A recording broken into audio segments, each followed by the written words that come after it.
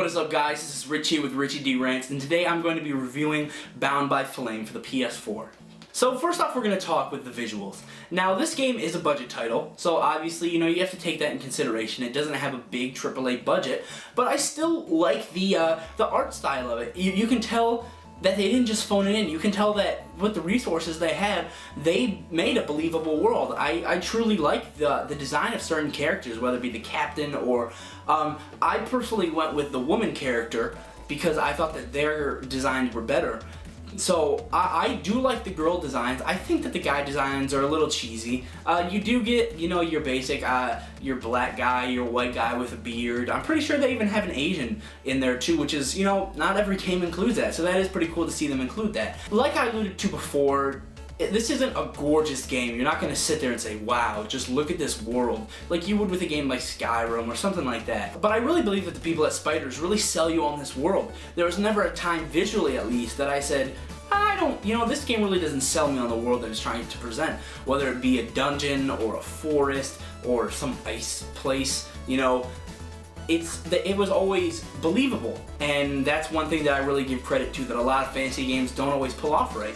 So next up is sound design. There's your basic grunt noises, dying enemy sounds, but one thing that sets Bound by Flame apart from a lot of fantasy RPG games for me is the soundtrack itself. Now, I don't know who exactly composed the game, but he or she mixes in a nice, it's a nice vocal track, kind of like the Skyrim that I was a big fan of. Not to the big extent of it, but it's a nice vocal track, and I really encourage you, even if you don't have the game, go look up some of the tracks. The main menu track for me is actually really good, and there is one part specifically, I was walking through this village, and all of a sudden I had to stop because I was just thinking, wow, this soundtrack is really nice, and I just stood there for a couple minutes listening to what they had to offer because I didn't want to hear any of the, anything else distract the soundtrack, and it's honestly, at points, it's very good. Sometimes it kind of fades into obscurity, and you don't really notice it because of the battle, but other times, I have been stopped by it and I've said, wow, this is actually really nice. Next up, we have what I would say is Bound by Flame's selling point, and that's the combat.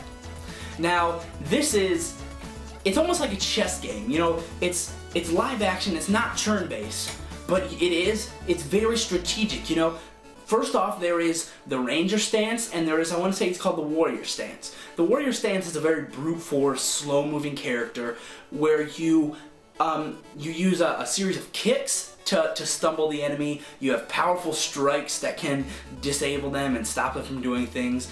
And that's about it. It's a very strong, heavy class. Next up you have the Ranger stance, which is my favorite of the two.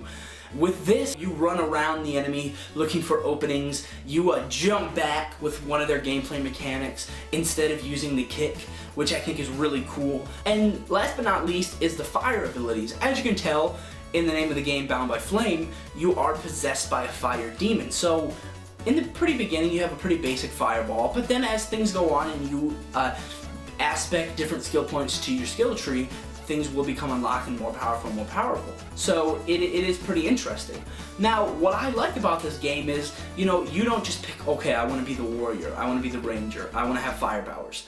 You switch in between those as the combat's going. You press, I want to say it's L1 on the PS4, and you literally slow down time, and a little wheel comes up, and you can pick, alright, I want to do this now, I want to use this stance. If I press L2 and circle, this is what my character does. If I press L2 and triangle, or L2 and X, this is what I want to happen.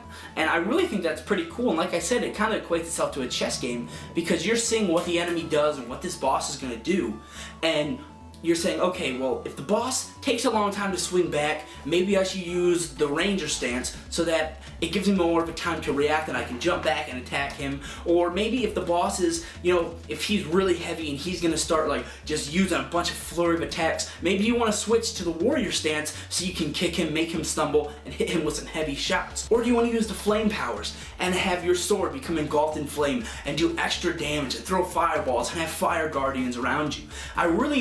I I hope that I'm conveying this enough and well enough for you guys, because I think that the combat for Bound by Flame justifies its price tag. I do believe that it does become floaty at times, and it will leave you saying, oh, you know, I thought I hit them there, or I don't think it gave me enough time to react. That's kind of cheap, especially when it comes to enemy sizes. Maybe 4 or even 3 can get a little bit ridiculous, but there have been times when I've been dealing with like 5 or 6 enemies, and you're just like, well, I'm just gonna kind of run around and do my thing, because there's no way you can take on 6 enemies by yourself at once. Now, you do get a companion, whether it be a healer or someone who is more offensive based, and you kind of command them in the same way that you do with your powers. You press that L1 button and you can bring up commands. You can say, hey, I want you to do long range, I want you to defend, I want you to, you know, act, I want to say that autonomously, depending on the situation is what they say. So it's pretty cool. It's not too in-depth, but I don't want to be thinking about someone else when I'm fighting a monster that's trying to kill me. It's pretty cool to say, you know what, hey, this monster is trying to kick my ass, will you heal me during this battle? So your companion will run off, kind of try to stay hidden, and heal you while you're kicking ass. Honestly, I'm having a bunch of fun with this game. Now, I will warn you guys, it is hard as all hell. It is not an easy game. If you're looking for an easy game, go elsewhere, look for a different game, because Bound by Flame will kick your ass, it will put you down on the ground, it'll kick you in the ribs, and that's just on the normal difficulty. I don't want to go to the hardest difficulty, because Lord knows that I can't even imagine the terrors that await me in that difficulty. All in all, guys, I'm having a blast with Bound by Flame. It's not perfect, but it doesn't have to be. I think that people get caught in these traps of a game has to be a 10 out of 10, a game has to be a 9 out of 10 to be fun.